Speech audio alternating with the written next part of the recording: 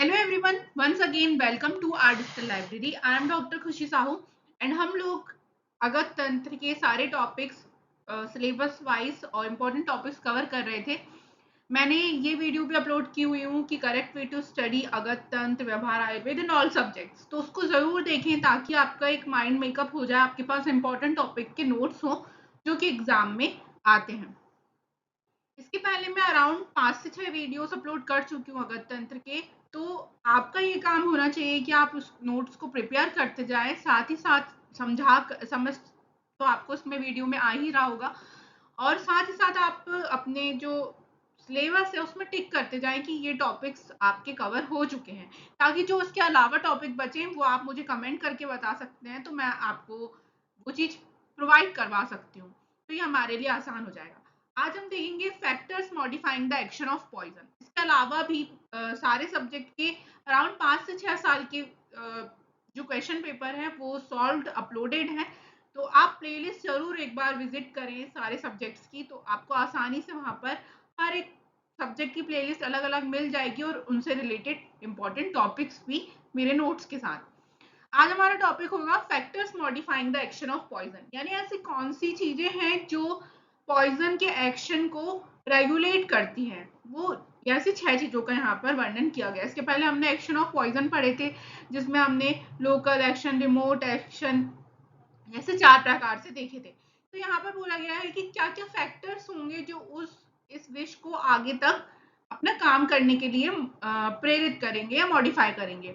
तो यहाँ पर 6 प्रकार बताए गए हैं। पहला है विष की मात्रा, यानी डोज ऑफ पॉइजन, हम डिटेल में देखेंगे सबको।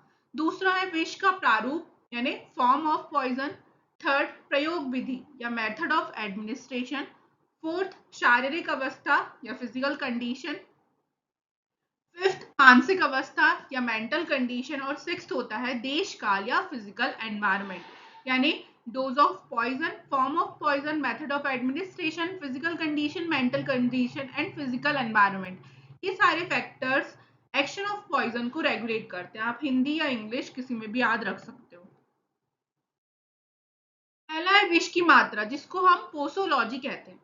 विष धातु को उत्पन्न करने में मात्रा का विशेष महत्व है। जैसे मंद या तीक्ष्ण विष अधिक मात्रा में भी मारकत्व घातक नहीं होता, यानी विष की मात्रा जो है वो बहुत ज्यादा इंपॉर्टेंट होती है। यदि किसी ने बहुत ही माइन्यूट मतलब जिसका हम बोल सकते हैं जिसका प्रभाव बहुत ही ज्यादा कम है, एकदम स्लो पॉइजन है, तो यदि वो ज्यादा मात्रा में भी सेवन कर ले तो वो घातक नहीं होता या उसको इतनी ज्यादा डिफॉर्मिटी नहीं देखने को मिलती हमें।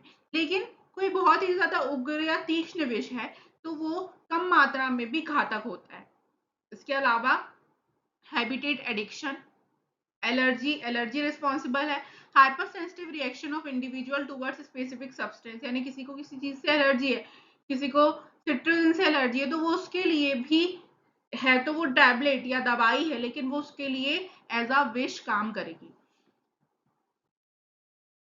Example, penicillin is the excellent drug for numerous infection, ये हम जानते हैं। थर्ड होता है सिनर्जिज्म। सिनर्जिज्म मतलब कॉम्बिनेशन ऑफ टू और more poison substance produce reaction in certain individual, this is known as synergism. जैसे कि कोई दो चीजों को कंबाइन कर लिया जाए तो वो अलग अलग तो अपने आप में विश नहीं होते, लेकिन यदि उन्हें मिला दिया जाए तो वो एज अ विश काम करते हैं। जैसे कि हम बहुत अच्छा एग्जाम्पल जानते हैं, mixing of ghee and honey in equal quantity. D आता है डिफरेंशिएटली इफेक्टिंग डोजेस, यानी very low dose causes GIT effect but in the large cases causes severe toxicity and at last death, यानी किसी भी चीज का बहुत कम डोज होगा तो वो आपको जीआईटी तक ही इफेक्ट करेगा। हो सकता है कि फूड पॉइजनिंग टाइप्स रिएक्शन हो जाए, वोमिटिंग हो, डायरिया हो, लेकिन यदि लार्ज क्वांटिटी में देख लिया जाए तो वो हमारे पूरी बॉडी में सीवियर टॉक्सिसिटी करता है। साथ ही साथ जो भी मेजर ऑर्गन्स है उनको भी इफेक्ट करता है और लास्ट में डेथ हो जाती है। लास्ट है क्यूमुलेटिव पॉइजन। इसका तात्पर्य क्या है? Toxin in small quantity when ingested are excreted with urine and faeces, यानी क्यूमुलेटिव पॉइजन क्या होते हैं कि बहुत कम क्वांटिटी में यदि सेवन किया तो वो डाइजेस्ट हो जाएगा और साथ ही साथ एक्सक्रीट हो जाएगा यूरिन और फीकस से। क्योंकि हम जनरली देखते हैं बाहर का जो फास्ट फूड वगैरह या हम बोल सकते हैं स्ट्रीट फूड खाते हैं, तो एक प्रकार से जो वहाँ का डस्ट है, धूल है, थोड़ी गंदगी है, तो वो हमारी बॉडी में एज अ माइन्यूट पॉइजन या टॉक्सिन काम करती है, बट हमें इतना ज्यादा इफेक्ट देखने को नहीं मिलता क्योंकि वो यूरिन और फीकस के थ्रू निकल जाती है।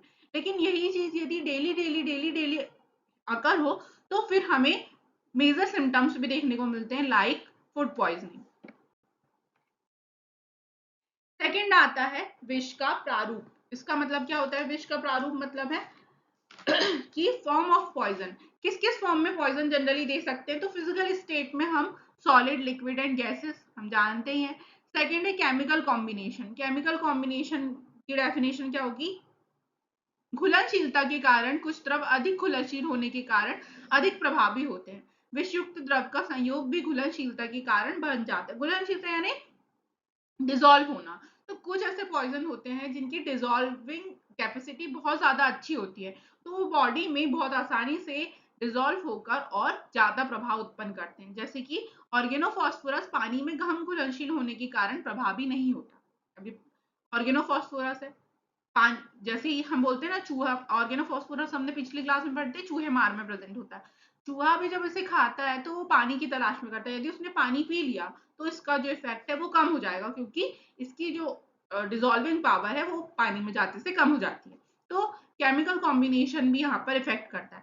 थर्ड होता है मैकेनिकल कॉम्बिनेशन, जिसमें विषाक्त चूर्ण के तरल पदार्थ को में मिलाने का प्रयास किया जाए, तब भी वो जब तक नहीं मिलता जब तक विशिष्ट गुरुत्व समान ना हो। यानी कोई भी एक पॉइजनस पाउडर है उसको हम पानी या किसी भी प्रकार के लिक्विड में घोलने की कोशिश करें, पर वो नहीं मिलेगा जब तक दोनों की डेंसिटी सेम ना हो जाए।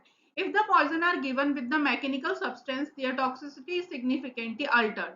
When alkaloids are given with the animal charcoal, they become ineffective absorption of poison is slow on full stomach and when the diet is rich in fatty and oily substance। मतलब यहाँ पर बोला जा रहा है कि यदि आप ऐसा पॉइजन दे रहे हो, एल्कलॉइड दे रहे हो एनिमल चारकोल के साथ, तो यदि आपका पेट फुल है या आपने कोई ऑयली सब्सटेंस खाए हैं, घी वगैरह, तो उसकी एफिशिएंसी जो है एब्जॉर्प्शन की वो कम हो जाएगी। तो mechanical combination is also important for the absorption of poison. तो ये सेकंड नंबर का पॉइंट था हमारा। पहला था डोज ऑफ पॉइजन, सेकंड था form of poison.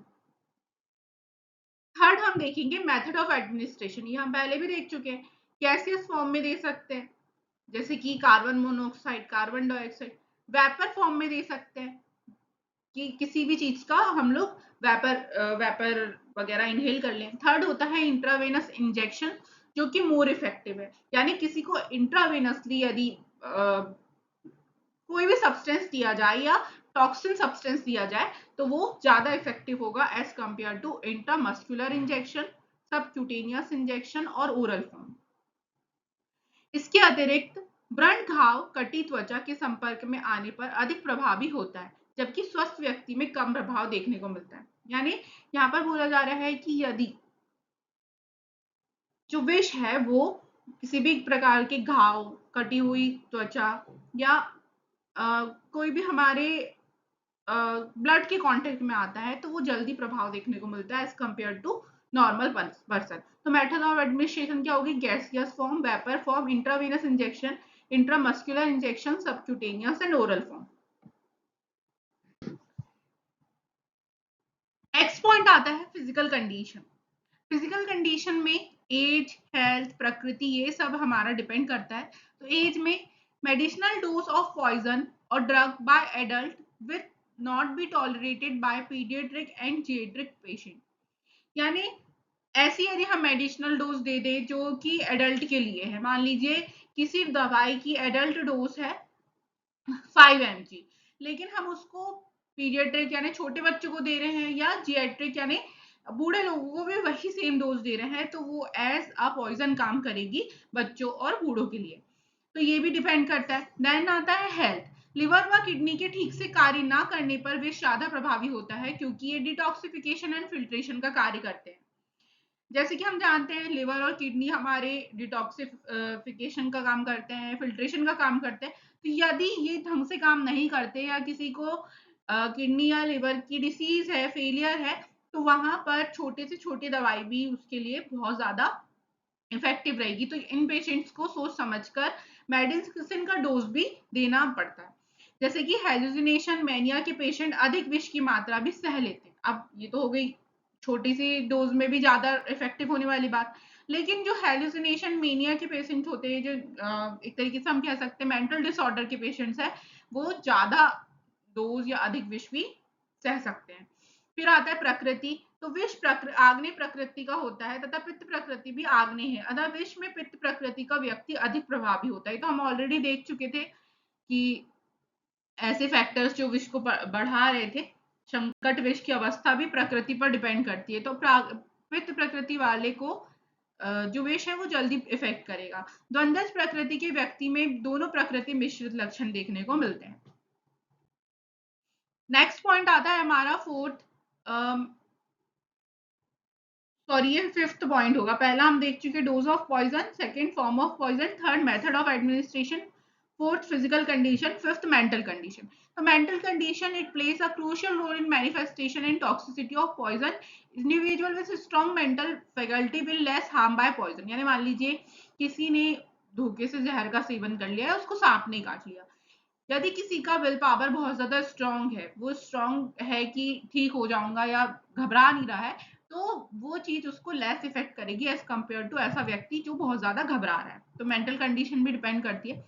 Last point आता है फिजिकल एनवायरनमेंट या देश और काल। कुछ स्थान शीतोष्ण, कुछ शीत और कुछ उष्ण होते हैं, अतः विष का प्रभाव अलग अलग जलवायु में अलग अलग होता है। तो एनवायरनमेंट डिपेंड करता है, जहां पर ज्यादा गर्मी होगी वहां पर विष जो है वो बहुत शीघ्रता से फैलेगा कंपेयर टू ठंडे स्थानों में। और वर्षा ऋतु में सबसे ज्यादा प्रभावी होता है, क्योंकि ये सर्वदोष प्रकोपक ऋतु है और जलीय ऋतु है। और शरद ऋतु में न्यून प्रभाव होता है, क्योंकि यहाँ पर सभी दोष मंद रूप में से अग्नि में प्रदीप्त रहते हैं। तो ये था हमारा एक बहुत इंपॉर्टेंट टॉपिक जो कि 10 मार्क्स में लिखने को आता है, factors modifying the action of poison. आगे हम और टॉपिक्स को डिस्कस करेंगे, और ये सब्जेक्ट कंप्लीट होने के बाद बाकी और सब्जेक्ट्स की वीडियोस भी अपलोड करते जाऊंगी मैं रेगुलरली। गायनी ऑप्स के ऑलरेडी हो चुके हैं हैंड रिटन नोट्स के वीडियोस, तो वहां से जाके अपने टॉपिक्स कवर करें। Stay connected with our digital library for more videos.